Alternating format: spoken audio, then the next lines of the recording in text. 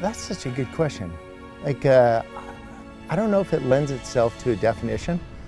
For me, like, I've got no definition that springs to mind.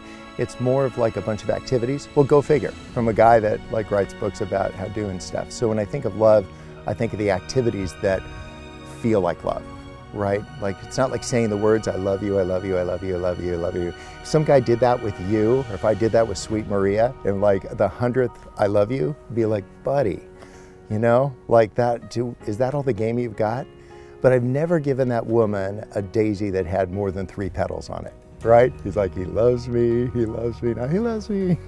So it would just be finding more nuanced ways to let people know how much you care. I think it emerges over time. One of the things that happens for each of us at different times is we'll realize we're not our parents, right? And you're not your worst mistake. You're not defined by your big success either. That we're like defined by something else, and that bigger something else is our love, right? You're the sum of all the stuff that you do, not all the stuff you can parrot back and say you believe.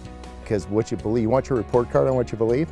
Find the person you disagree with the most and see how you treat them. There's your report card. That's where you are.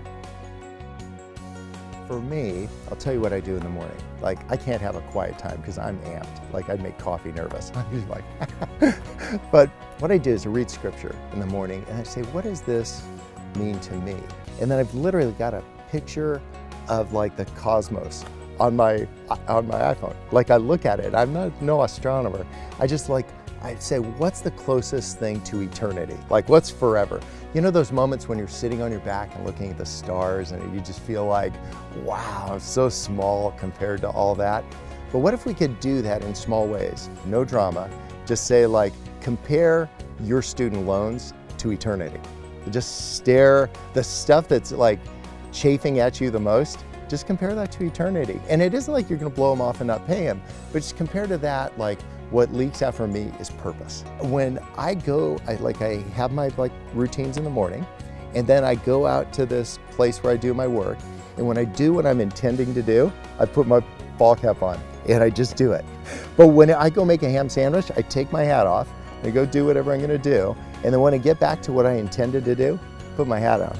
And my goal is to have hat hair at the end of the day. I wanna have hat hair. So whatever prompts it is that help you get back to what's my purpose. And hopefully that'll change. If this stuff is true about being a new creation, hopefully it'll change over time, right? It'll be like, if everything is the same, you're not a new creation, you're just you again.